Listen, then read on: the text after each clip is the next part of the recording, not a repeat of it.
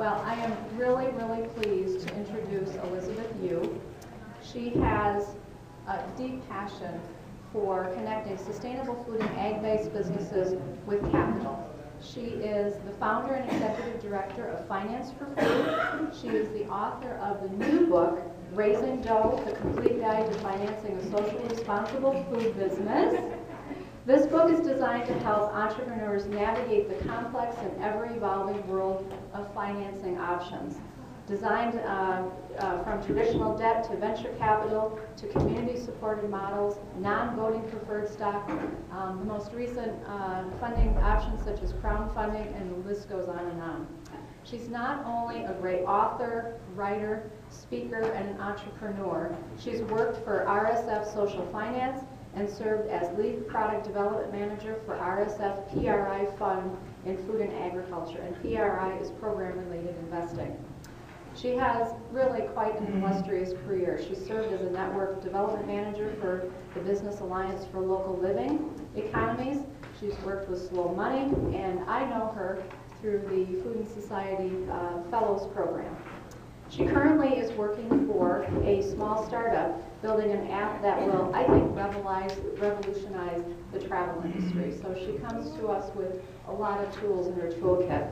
Today she's going to cover diverse financing options that are available to all of us, from traditional loan programs to community-supported agriculture, crowdfunding, and the list goes on. So we welcome Elizabeth, and she has a really good chunk of time today with us. So we'll let her share her wisdom with us, and then we'll have some really good time for Q&A. So Elizabeth.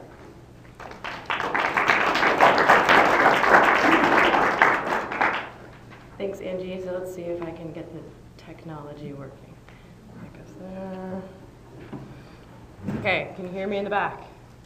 Yes. Okay. So in the years that I've been giving presentations, I've learned that I have to say a little bit about why you should trust anything I say because I look like I'm 12. So I will start by saying that I have spent the last 10 years of my life completely obsessed about this question around how can we get the best types of capital in the best forms into farms and food businesses that are somehow making the world a better place, whether that's for your families, your communities, the environment, the animal welfare, social justice, I mean, you name it. So over the last 10 years, I mean, Angie mentioned some of the organizations that I've worked with, but I think for me, why this work is so important and so interesting is that, as you know, operating your farms and, I want to, since I don't know all of you, so I'm not from here, how many of you are operating farms? And then how many of you are doing value-added businesses on top of that? How about just value-added businesses? And then how much farther up the food value chain do you go? Are other people aggregating products from other farms? Do we have distributors in the room? Any other piece of the puzzle that's here that I haven't mentioned? Restaurants. Restaurants, great. And, okay, that was another restaurant. Yeah, mobile kitchen. Mobile kitchen, awesome. Okay, good.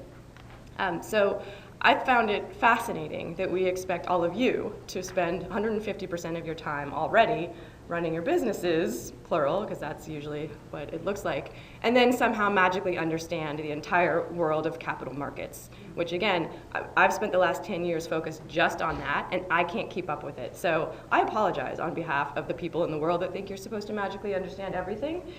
And I hope, so here's my warning. This is going to be like a buffet. It's more than you wanted of not exactly what you wanted. But hopefully, as I blow through a whole bunch of different options and don't explain any of them in sufficient detail for you to be able to do anything about them, you will at least have identified some that make sense for next steps. So if you come away with this with a few concrete next steps, this is what I'm going to look further into, this is what I want to pursue, that would be fantastic. And then kind of the overarching message, I think, which I'll tell you now and then you can leave, is like the moral of this whole story is there are many, many different ways to raise capital, and not all of them are appropriate to the specific business or the specific values that you might have. And in many cases, it's better to raise no money at all than to raise money with the wrong sorts of values that don't align with what you're trying to do if it means that in the future you'll have to somehow sell out your values or dilute them or lose the business or whatever the case might be. So now you can leave. Just kidding. Okay. And if I probably will end up speaking too quickly. Just like wave, give me some sort of a I don't know what signal you want to give me, but I know I speak too quickly. I'll try to go slowly. And we have 2 hours, and I'm going to try to stop with at least a half an hour for questions and answers. And you're welcome to ask questions as we go, but I do find that if we get through everything, then we can find out where are the questions, and then we can go back and cover. But I do want to make sure everyone at least sees, here are all these different options that I never even thought of. And then we can dig down into what's burning in this room and what you want. So, Occupy Wall Street happened. There was an economic downturn. 2008 kind of changed the way that the world was doing things. And what this meant was that a lot of people that had really trusted Wall Street with their investment dollars were suddenly looking for other opportunities, other places to park their money. So that's a picture of on the lower right, small town. I lived in West Marin, just north of San Francisco, where people were protesting because Wells Fargo had taken over the local independently owned bank, and they were bummed about that. So what this means, long story short, is that there is a lot more money right now for farm-based businesses, for food-based businesses, because people are interested in moving their money there. So why then does it still feel like there is this lack of access to capital? We see reports coming out from farming communities around the country. Lack of access to capital is the biggest barrier to either starting a business, growing a business, or even just keeping it going over time. So I put lack of access to capital in quotation marks because there's a couple kind of myths around that I wanted to dispel. And the first is, and this is something particularly as you start to talk to people within the traditional financing world, you'll come across this. I don't believe personally that every business or every passionate business person deserves money. It's not that I love what I'm doing, I deserve money to be able to do it. One of the biggest aspects of lack of access to capital is that the entrepreneurs, the business folks, the farmers themselves don't necessarily have the business skills that it takes to be responsible with that money once it comes in. So that is, in this room, that's part of our responsibility, whether you are a farmer or somebody who works. That was another audience I should have asked about. How many of you work with organizations that support farmers or farm-based businesses? But this is one of the biggest things that we can do to close the gap between people who want money and people who have money to invest is, yes, we need to educate investors in how to better work with farms and food businesses, and banks. All those folks need better education about what it actually means to run a farm or a food-based business. But on the farmer side, we need to make sure that we're taking the business classes that our organizations and small business development centers are offering so that we know how to crunch the numbers in a spreadsheet, and we actually have a sound business model that we can show these financiers that say, yes, now we're ready for the capital. It's not just, we're passionate, we deserve it. So.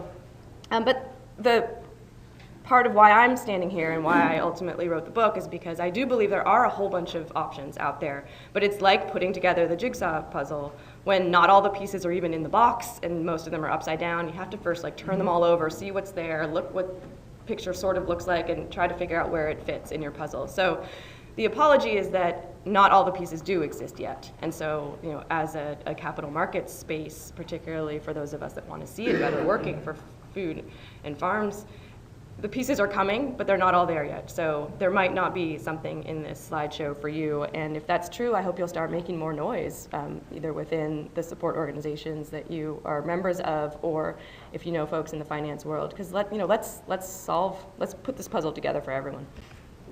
So I had a whole bunch of slides with words about values, and then I realized that you all are doing this downstairs, some of you at least. Clarifying your values is the most important part of raising capital, or really just running a business at all, because once you know what your values are, then you can find partners, whether it's people to manage the operation with you, employees, or yes, eventually outside capital that actually matches those values. But if you haven't done your homework ahead of time to decide for yourself, this is what's important to me, this is what really matters, you're not going to be able to find a good fit, whether it's money, employees, partners, customers, vendors, etc. So here are some of the things that were important to folks that actually took the time to participate in this exercise downstairs. Keeping it in the family. I love the dream. animal welfare, soil and children, maybe water quality is important to you, maybe social justice is important to you. In a lot of these conferences where it's manufacturing businesses, I ask how important to you is place. People that are working on farms or own their own farms tend to get that more. Like, yes, the place where I do business is ultimately important to me, but maybe it's not. Maybe you just want a farm and it doesn't matter where. Or, there's so many different values that you might think about. So scale, how big is big enough? Or wealth, and wealth for whom? Do you want to be wealthy and keep that wealth in your family, or do you want to create wealth for your entire community, or your entire congregation, or your state, or sustainable agriculture, or some part of agriculture? The scale questions are really important too, and that's something that your prospective investors are going to want to know. They often are going to want to know what's in it for them. So if your goal is to keep the wealth in your family, better have that conversation up front. So that's another homework assignment. Clarify your values. And then there's some other considerations when you're raising money. How much money are you trying? And this might as well be the slide that's like, what kind of business do you want to run? But since we're talking about money, think of it in terms of which financing types might be a good fit. Are you raising a little or a lot? Are you willing to pay some money in order to raise that money, or do you really just want to bootstrap and use what you've got? How quickly do you need the money? And of course, the big joke is that you're going to need twice as much as you thought you needed, and it's going to take you 3 times as long to raise it. So, of course, these are all just kind of dreams. But have a sense. How quickly do you need the money? How much time do you have to put into the fundraising process? How much paperwork are you willing to do? A lot of, especially the traditional USDA or rural development type loans or grants even, require so much paperwork that I interviewed people that were granted the money but ultimately didn't end up taking it because it just was going to be too much of a nightmare. Piles of paper. Are you the kind of person that really wants to do everything yourself? Or are you willing to get help? Some folks really don't want to work with an attorney or an accountant or somebody at the Small Business Development Center or the underwriter at the bank or you name it. But know where your boundaries are in terms of that, and then look for options that work for you. Sometimes you can get the money up front and then you don't have to touch it again. Other times there's ways to raise money where it requires a lot of care and feeding over time. So be aware of what sort of long-term investment you're talking about in terms of management. And then this is something I've added to my slideshow recently. A lot of the newfangled financing or fundraising methods, community-supported agriculture, any of the other kinds of community-supported options, really require a people person. And if you know you're not a people person and you'd really rather just sit at home and push a button on your computer to get a loan, there's no judgment on that, but just know, do you want to organize a whole bunch of people in your community to support your business, or would you rather push the button? Different methods offer different opportunities. Okay, so these are just, again, some other considerations. Homework for you, figure out where you stand on any of these sliders, and of course there's a whole bunch more, but these are the things to do before you even go out into the world looking for money. How many of you are currently seeking money for your business right now? And how many of you have successfully raised money for your business in the past? And how many of you have unsuccessfully tried to raise money in some fashion in the past? Great. So one thing I would definitely encourage you all is to talk about this. Tell your stories, whether it's your success stories, your abysmal failures / cautionary tales. I think one of the things that happens a lot is that people are afraid to talk about money at all, which first of all makes it extremely difficult to ask for it if you need help in that particular way. But it also means that we're not as a community learning from each other's experience. So I would love to see Practical Farmers Bio having like the gathering at lunch that's people talking about their money stories, because the more we get comfortable talking about it amongst ourselves, the less of a weird power trip sort of thing it'll seem like when we're standing in front of the person at the bank or the wealthy neighbor that we want to ask to support our hoop house project or whatever the case might be. But talk about these things. Your stories are far more valuable than anything I'm going to say here probably, which is why we'll have lots of time for those later. So how does money flow around the world? This is not a credit union from Iowa, but these are people you might know. Andy and Melissa, I don't know you, but if you're here. Andy was at breakfast this morning and his children were adorable, and Melissa's here. So thank you for letting me use you in a bunch of these slides. So let's just say that you are raising money for your farm. Theoretical situation, I have never met them until now. One way that money gets into farms or other businesses is that a bank or credit union would make a loan to the people or the business, and there's separate entity issues that I won't get into but can if you want to later. And I call them intermediary, and the finance world calls them intermediary institutions, because the way that they get their money is that people like you and me, or organizations like PFI, park their money there in the form of a deposit, and then they loan it out, and that's how they make their money. The difference between how much interest they give us, which is not very much, and how much interest they charge Andy and Melissa, which is a lot. So that's one way that money flows through the system. Another is that, here's the example, is people like us parking our money. There it flows to the business that needs money.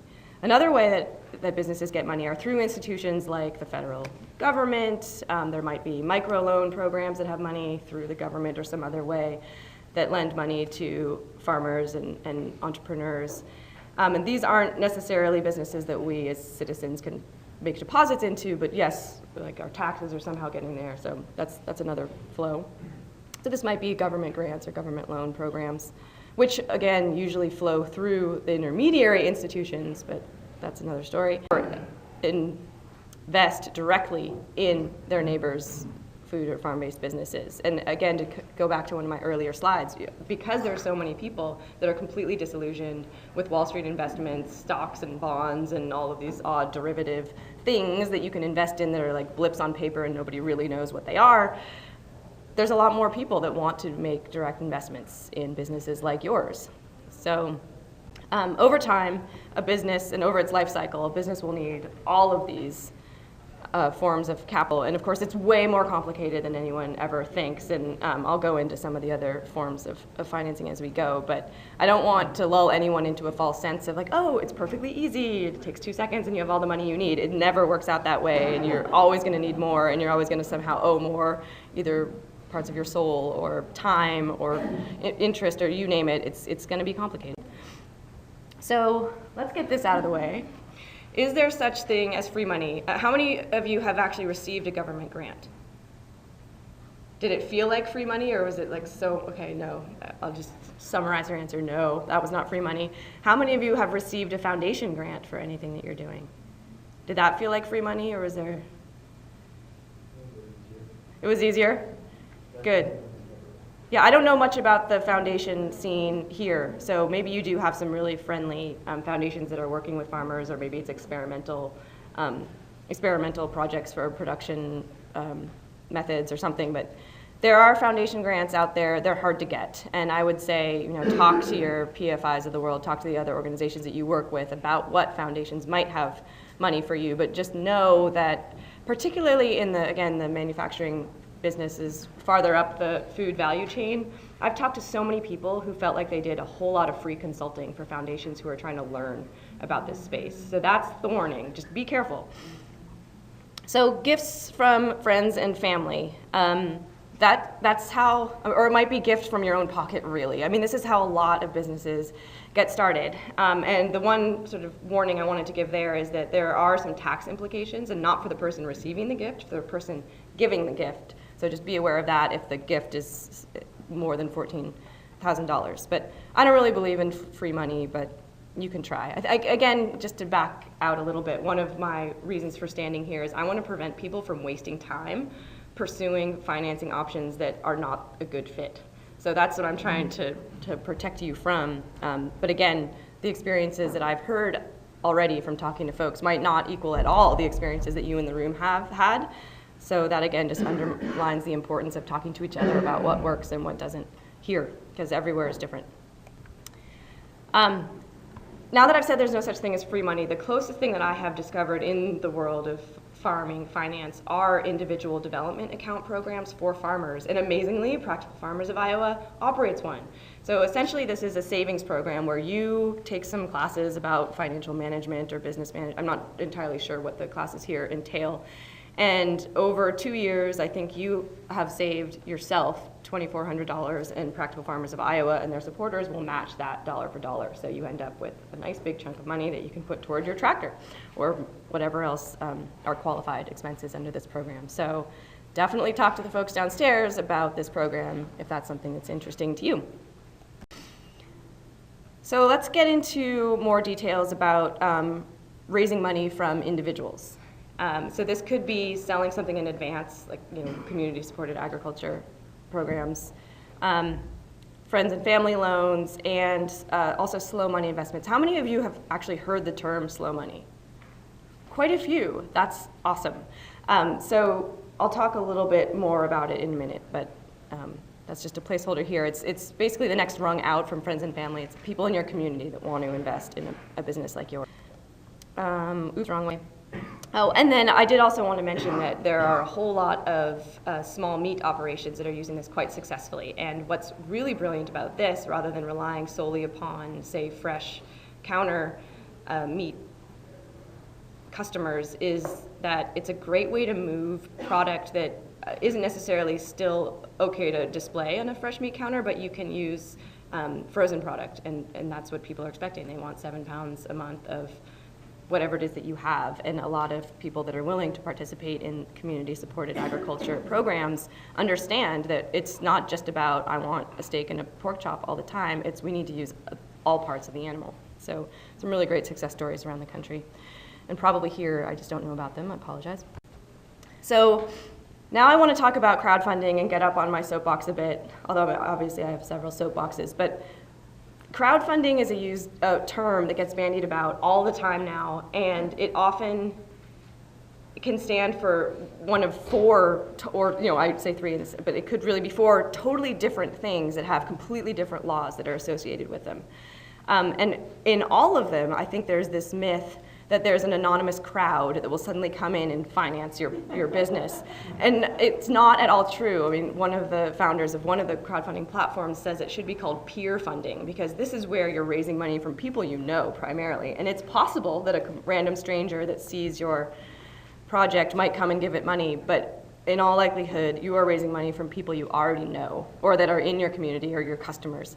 So that's the myth. The first type of crowdfunding is, and I will say, crowdfunding today tends to mean using one of these fancy online platforms where you post a video of your project and some cute pictures of yourself and a little blurb about what you're doing, and you come up with a bunch of perks. So at a certain level of support, you'll give them, well, I'll get more into what those might be, but there's various perks that you offer people to support your project. So they give you money, you give them some perk. In the first type of crowdfunding, which is where you're using these platforms to solicit gifts, so gift money. People give you money and they don't expect anything in return. You might offer them perks that are like, for $50, I'll give you a magnet with the name of the farm. Or for $250, I'll give you a canvas bag with the name of the farm. Or for $500, we'll name a cow after you. Or who knows what these perks might be. So this is how a lot of the crowdfunding projects started like 4 or 5 years ago. But now a lot of people have, at first that was possible because, oh, that was cool. I've never heard of Kickstarter before. This seems like a neat thing. It's flashy. The folks in New York designed it, la la la. I'm gonna give you some money. But now people are experiencing crowdfunding fatigue. And by crowdfunding, they mean the form of soliciting gifts using these fancy online programs.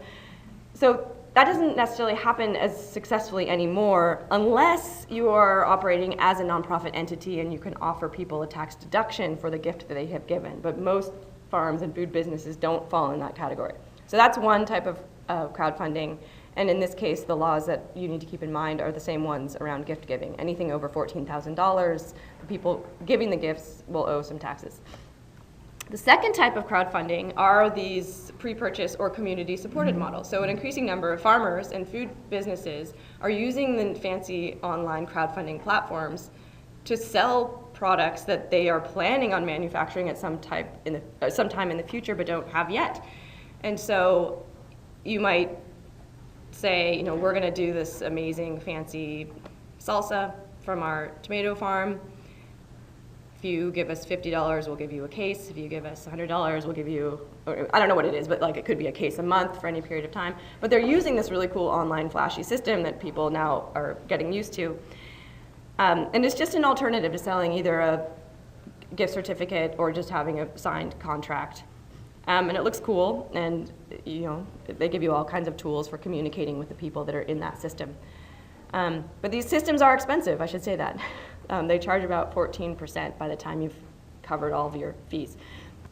The third type of crowdfunding gets into a totally different legal territory. It's much more complicated, and it essentially the thing to remember is that anytime you are offering someone the opportunity to invest in your business and they are expecting their money back in some form, or you're expecting to give them money back plus interest plus, or maybe it's however you're expecting to give them the money back. As soon as money is going back to the investors or anticipated to go back to the investors, you're in the realm of securities law, which is a huge and complicated and literally changing as we speak body of law that most attorneys never had a class on when they went through law school. So what I will say is that pretty much everything you want to do is illegal in terms of coming up with some sort of an investment scheme, loans that you offer. The biggest law that just changed that was the most complicated for folks in this position was until a couple months ago totally illegal to announce publicly that you were even looking for investors unless you had gone through tons of paperwork and filing with the state and federal regulators. But who knew that, right? So people were constantly breaking this law.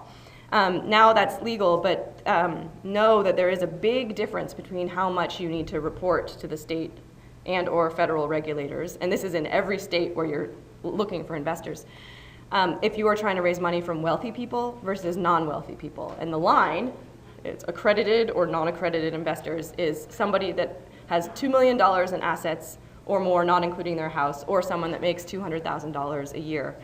And again, how do you know that? You don't necessarily know it, but the state and federal regulators do really want to know that you're doing things legally. And this is a good thing. This is because in the 20s, people were selling, stocks in mines in Colorado that didn't exist. I mean, there was a lot of fraud. So these regulations exist for good reason, but it does make it really, really hard to legally raise money. So with that said, I am not an attorney, and there are people doing things that don't quite follow the letter of the law exactly all the time that are still totally feasible, and people aren't really getting caught. So I talk a lot more about that in the book. I have an attorney that worked with me on that chapter because, again, it's a super complicated world. But if you're going to do something widespread and you're going to be raising, I don't know, let's say $100,000 or more from a large number of people, that's a great time to talk to an attorney and make sure you find one who actually knows about securities law, and even better, one who knows about securities law for fundraising programs for the type of business structure that you have. So for instance, there are laws that make it easier for certain types of agricultural co-ops to raise money from the public at large. So just some of the nuances. Talk to an attorney when you're talking about raising large numbers of dollars from a large number of people. Or even it could be small dollars from each of a large number of people. So crowdfunding, there are 3 different types. So I thought I was going to say more about the potentially 4th type of crowdfunding. Maybe it's me. So debt. Here is Sarah. Where did Sarah go? Oh, Sarah's right here. Sarah from Agriculture and Food downstairs. And they are primarily a family financed business. But so most of you probably are familiar with how debt works. Somebody gives you money now, or they give it to you, like you can have $3,000 a month as long as you don't ever draw more than $3,000 a month. That's a line of credit. You have money now, you pay it back later, and the price you pay for having that money now is interest that you pay over time. So we're familiar with that, debt. Friend and family loans. When you are, even if it's a loan from yourself to the business, you want to be able to live with yourself, and you want Thanksgiving to remain an awkward-free holiday where you can really celebrate being together, and you want your friends to still be your friends. So when you are doing friends and family loans, let's forget about securities law. Technically they are securities, but nobody registers these things. Just don't do a huge one and then get reported by Uncle Fred and Aunt Sally when they get annoyed that you've done a fraudulent security offering with them because you took the money and went to Vegas or something. Document your friends and family loans. Document. There are all kinds of free online tools for promissory notes. That's the simplest type of loan. If it's more complicated, you might want an actual loan agreement. If it's really complicated, it involves collateral. Let's say you put up the tractor so that Aunt Sally can take the tractor and sell it if you somehow don't pay back the money on the loan. Document how, then you might want to talk to an attorney. But it's usually a lot easier than that. And it can be as simple as just writing down on a piece of paper how much was loaned, because it's amazing how often that detail gets confused. What are the terms for paying it back? What is the interest rate? What happens if something goes wrong? Like, document all that stuff ahead of time, because again, you're going to forget those details in the day-to-day business. They're going to inflate the details in their favor over time, and it's just so much easier if this is all written down. And I will say too, if you're going to be doing a lot of friends and family loans, or if you're already somewhat confused, there are some systems that you can pay for that help you automate, whether it's a reminder notice to yourself or to the people that you owe money that it's time to pay them back, and here's how much of it went to the principal of the loan versus interest. So there are a lot of tools out there. But bottom line here, keep Thanksgiving awkward-free, document your friend and family loans. Because, I mean, this is really the majority of businesses get started with friends and family loans once you've exhausted your own pockets and taken out 2 mortgages and sold the kids, that sort of thing. So I talked about slow money. When I first got here, I was asking around, is there anybody doing anything in Iowa? Amazingly, yes, there are several slow money chapters in the works. One of them is very active, and I put there, not very active, but has an entity structure and specific terms and criteria. Slow Money Iowa is the Iowa Pollinators LLC Investment Club, and they're offering loans between $5,000 and $10,000 at 5% to specific businesses. And I didn't look totally into all of their criteria. But is anyone? Say that again. Iowa. The name is Iowa Pollinators, but the website is slowmoneyiowa.org. Okay. And I'm forgetting your name, so I'm going to look. Grant can probably tell you more. Paul can tell you more. Susan, who's in another session, can tell you more. But you can also go to this website and learn a lot more and call the right people. Iowa Pollinators is working only in Johnson and surrounding counties, but these other networks that are happening, I'm not entirely sure where they are. So just know that there are a bunch of people that are getting together and talking about this fascinating question of getting the right types of money under the right terms to farms and local food-based businesses. So, direct public offerings. I mentioned the 3 types of crowdfunding. What were they? Pop quiz, gift raising, pre-purchase, selling securities. So direct public offerings is an answer to this very complicated world of selling securities. You still have a lot of paperwork, but it's less paperwork, and you can raise money from any number of people within your state where you file a direct public offering. And I give this example here. So that's me. I invested $1,000 in my friend Brahm's business. So Brahm Amadi has 10 years of experience in social justice. I think he did the first mobile market that was going into low-income communities where they had no access to healthy food and only fast food restaurants or liquor stores. That was a nonprofit, but his dream was always to open a community-operated market, full-service market that would also serve as a safe gathering place, so you can hang out and see a mini concert from your neighbors while learning more about healthy eating options, how to cook healthy food. And he spent years, I mean, in as long as I've been looking in the space, I've been watching him try to raise money, and he did everything right. He went to the banks. They, of course, said no. He went to the foundations that supposedly wanted to see, relief in food deserts and supporting minority-owned businesses and on and on. Couldn't raise any money from them. There's an increasing number of institutional investors, like angel investors, the wealthy former entrepreneurs, or people managing large amounts of other people's money that claim they want to do more what's now known as impact investing. They didn't want to support him. Like, he somehow, it never worked. He finally said, screw this.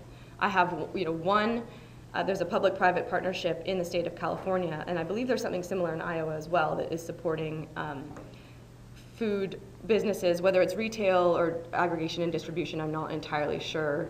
But he was able to get a promise for $2 million loan if he could raise $1 million from other sources. And again, he said, forget these other so-called professional investors, I'm going to my community. And he filled out the paperwork required to do a direct public offering, again, half the stack compared to the enormous stack that you'd have to fill out to do a true securities, it is a true securities offering, but to do a more formal offering. And he was able to raise $1 million from people like me and a lot of people in his community. A lot of people, even in the community that they were serving, they wanted to be shareholders in this business that was serving them. And so hopefully this will happen. I'm not sure that they've broken ground yet, but they did close their first round using this direct public offering. Farm Fresh to You does have an option for you to collect your interest in the form of vegetables. You need that in the documentation. But you can get really creative. Some people collect interest in eggs in San Francisco for a different program. So you can get creative, but it needs to be in your documentation. Talk to an attorney, and Cutting Edge Capital might be helpful to you. Now, one of the most exciting things that I have learned about in the financing world, I discovered since I wrote the book, so this is not there, but lending circles by any number of names and several different languages exist all around the world. They've been happening for generations, probably centuries, and they're happening all the time in this country as well, usually in immigrant communities. But a lending circle is, let's just say you have 10 people, they get together once a month, 11 people. 10 people bring $100, the 11th person brings home the whole pot. And then the next month, same thing happens, but a different person brings home everyone's $100 that they all put into the pot. And it keeps going. So this doesn't often result in, say, enough money to buy your farm, but it is a way to encourage good saving behavior. And in some cases, e-money pools and the Mission Asset Fund in San Francisco is working with several local organizations, again, primarily in immigrant communities. It is a way to help folks do something they've already been doing, these lending circles or saving circles, and get credit in the form of reporting to the credit reporting agencies so that they can then build a credit record. So there is something happening here. The Iowa Community Capital, I think that's just what it's called. Iowa Community Capital has a program for Latina women called Solidarity, and I'm really excited about this. I don't know if they're actually reporting to credit agencies so that these women are now building credit record, but great programs, few and far between, but I really am excited about them. So before I mentioned that crowdfunding had a silly name because it was really peer funding and you're raising money from people that you know. Peer-to-peer lending also has a ridiculous name because the two most common platforms for this should be called, I don't know, anonymous lending. It's you go online, you click some buttons, you say you're looking for money, and then complete strangers and increasingly institutions, commercial lenders like banks or other investment firms will, if they like what you're saying and they think you have a good enough credit record for what their risk tolerance is, they'll give you a loan. So this is for the people that want to sit at home and click a button. Lending Club and Prosper can be a really great way to consolidate existing personal debt before you go out and try to get money from another lender. It can also be a great alternative to credit cards. And so that's the amount of money we're talking about, like maybe $50,000 if you do 2 loans over time because you've paid one back successfully. But the rates are much less expensive than what you can get from credit card banks that give you credit cards or a line of credit. And often you can consolidate existing debt at a lower rate. So despite what I just said about peer-to-peer lending mostly being about getting a loan from an anonymous source through one of these online platforms, Lending Club or Prosper. How come I didn't? Okay, we'll talk about that. So I've been mentioning commercial lenders. So a commercial lender is something like a bank, a credit union. They're in the business of making loans, and they make loans to businesses. So your credit cards are coming from commercial lenders. Microloans, I'll talk about in a minute. A line of credit comes from a commercial lender, and any other sorts of debt. Once you've put something up for a loan, as collateral for a loan, so let's say you put your land up as collateral, it is still possible to get a loan using that land as collateral, but it's like they're second in line to collect that property if you don't pay the loan back. That is subordinated debt. It's not often relevant in the case of farms and food businesses, but I did want to put it out there as an option. It's more expensive because the banks or commercial lenders are taking a higher risk. And again, I think, especially from what I saw on that sheet of paper that we saw in the beginning of the slideshow around values and what is important, if you're putting your farm up at all, like if there's any risk that you're going to lose the farm, that makes me nervous. I mean, I think most of us agree that we want to keep that land no matter what. So let's try some of these other options first before we put the farm up, particularly before we put the farm up twice. Okay, so downstairs there is a nice man named Craig. Craig, are you in here? Craig's in the back. Craig is from Iowa Microloan, and they make small loans to food and farm businesses. And you know, Craig's very excited. He says he's a farm boy, and he really wants to be working more with food and farm businesses. So go talk to Craig. And microloans in this case means anything between $5,000 and $50,000, and that really is a tough spot for folks. Like often you can get the job done with that amount of money, but banks aren't going to give you the time of day. So talk to Craig, and there may be other Iowa microloan programs that I'm just not familiar with, but have that term microloan in your head. So I put USDA here just to remind myself that many USDA loan programs are not actually administered by the USDA. Like you don't go to USDA for the loan. You'll go to your local bank or your local credit union, and they will give you a loan, and they may not ever say that they're using some USDA program. But I did want to say something about federal programs, which is that they are notoriously difficult to find in the first place. They are notoriously difficult to fill out all the paperwork for. Almost without fail, the online system that you have to use to file your intent to get one of these loans or grants will crash the day that they're due. I mean, this is rampant. It happens all the time. It's also very, very difficult to know how competitive these programs are. It's difficult to know if you qualify, and it's difficult to know if the feds have even decided they're going to fund that program in any given year. It's difficult to know when the deadlines are. My general sense is that federal programs are a nightmare. That said, if you have a really fabulous person in your local field office, either with FSA or rural development, or, I mean, there's different pots of money hiding all over the federal government if you can find the right person in the right office. The compass, the Know Your Farmer, Know Your Food, has a new compass that's, again, supposed to be designed to make it easier to figure out what types of programs you might use these federal dollars for. And I mean, to be honest about it, the reason they did this was because there were people in offices around the country that didn't understand that they could use these programs not just for enormous grain silos, but also for smaller cold storage units or something that would make it easier for smaller, more locally scaled sustainable farms to use in their programs too. So it's a bit of an uphill battle, but there are some amazing people at various levels of the federal government that are making it easier. But for the most part, you're still going to have to go to your local bank or credit union to access these funds. And I did want to say that there is an FSA table downstairs that has this book here that is thick and heavy, that is your guide to FSA programs, and it's probably already out of date because by the time you print something, they've changed something.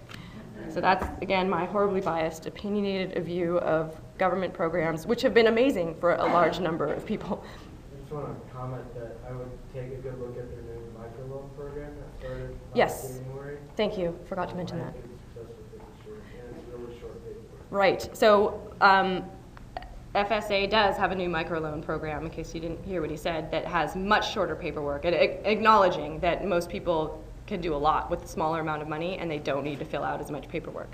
So I also want to talk about farm credit, because although most people know about the USDA or rural development programs, not everyone is familiar with farm credit, which is in fact a farmer-owned cooperative of the banking world that exists solely to serve farmers. That said, it's usually more traditional farming that they're talking about, but they do have a beginning farmer and rancher program. I believe they too have a new microloan program, and I pulled up the map of all of their offices in Iowa, and they seem to be at least very evenly distributed.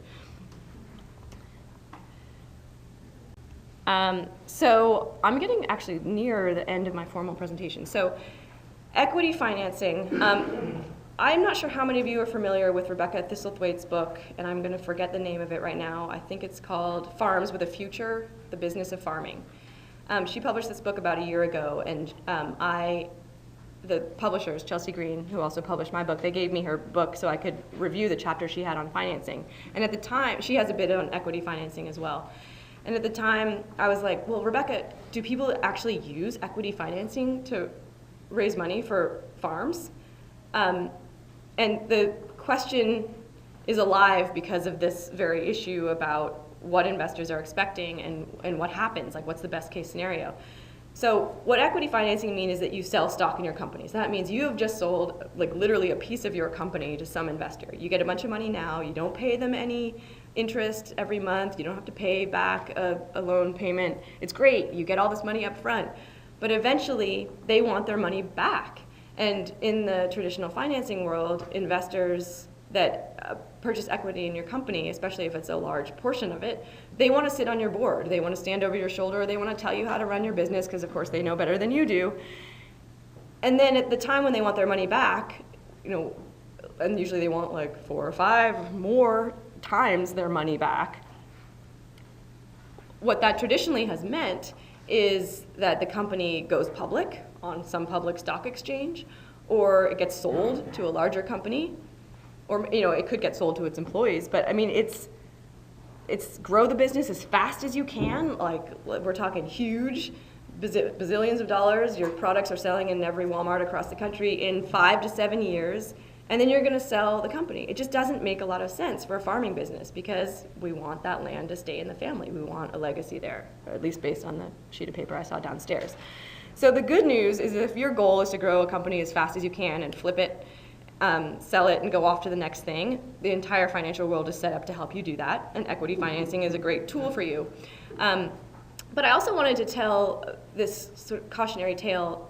You may or may not know that Ben & Jerry's, the beloved natural ice cream company that started in Vermont, had amazing employee programs, environmental programs, recycled packaging, commitment to using milk from cows that weren't given hormones, like on and on. The list was fantastic.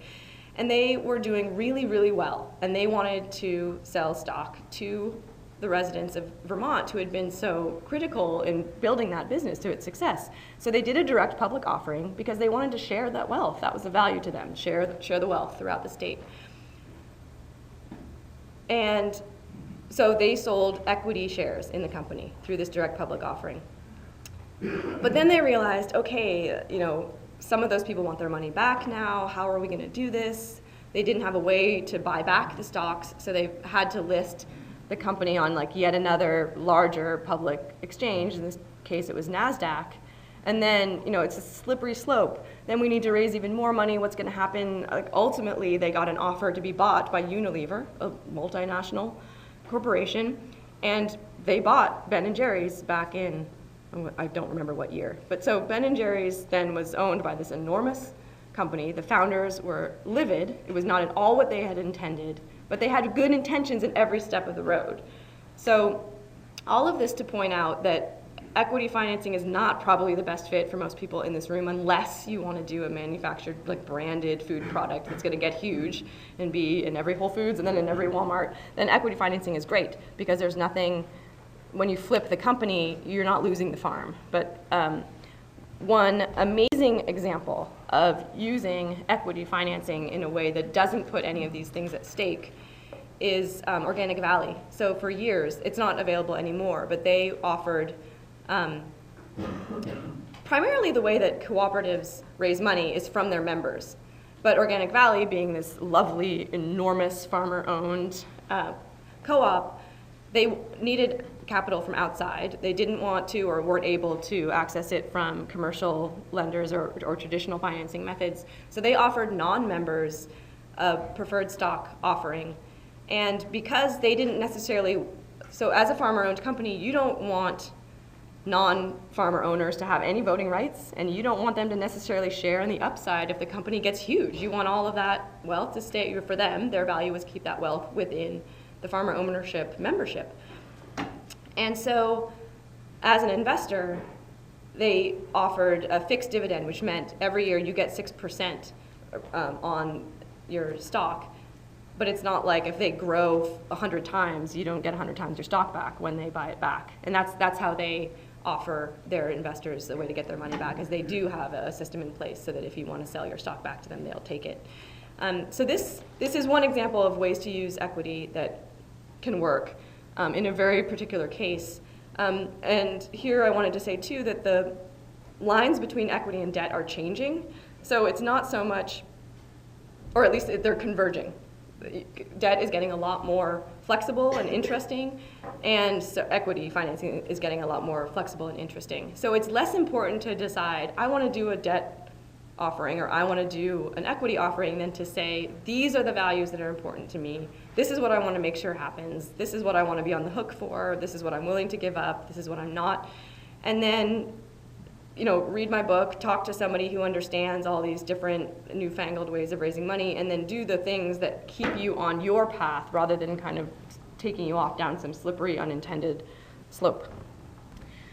So now that you're stuffed on the buffet, I'm going to stop talking for a second until you ask me a question, and I'll start spewing again. But now that you've seen all these different options, I want to hear, does anyone have a next step that you're willing to share out loud? I got a question. You ever heard of cabbage? Cabbage? Yeah. Like the vegetable? CABAG. Nope. It's online, and it has to do with money. One step above payday. Apparently it's one step above a payday. Oh, I have heard of cabbage. Yes.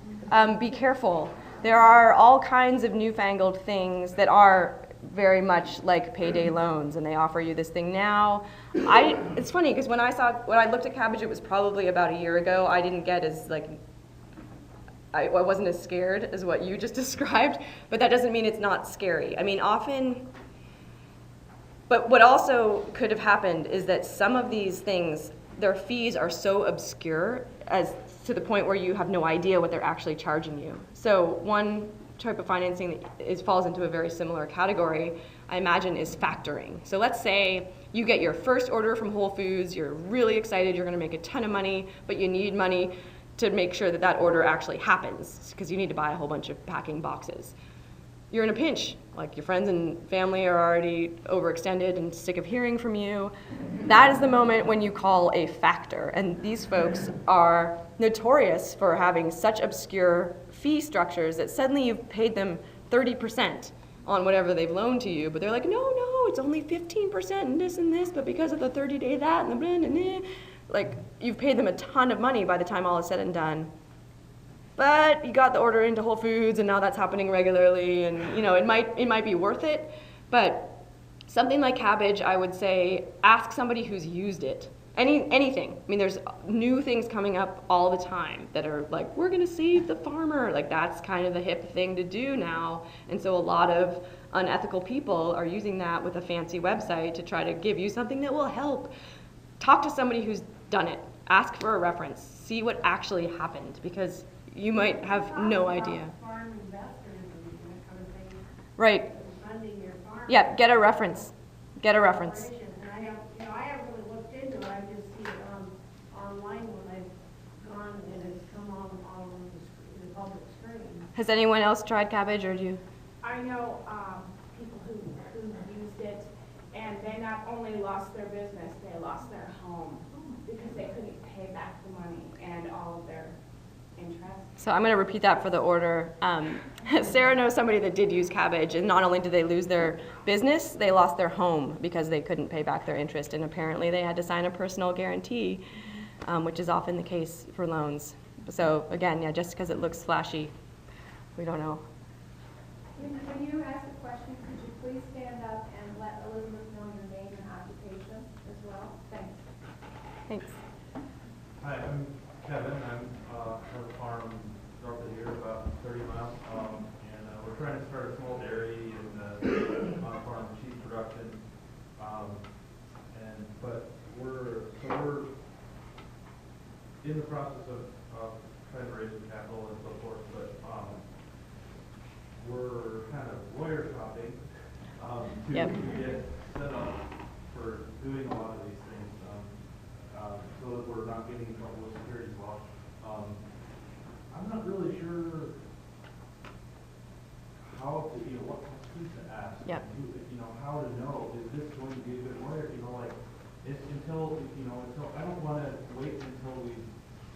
sometimes you've gotten a bunch of services done, and then you realize, this lawyer isn't really familiar with Yep. this, or they're just really hard to communicate with, or whatever.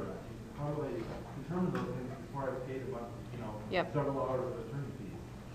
That's a great question. So the short summary of that is, if you're looking for a lawyer, what are some appropriate questions to ask so you know that you found someone that is going to be able to work with you and your values before you've sunk a lot of time and attorney fees into someone that ultimately isn't going to be able to help you. Unfortunately, there's not a short answer to that question, or not a good answer, I should say. I can give you some short ones.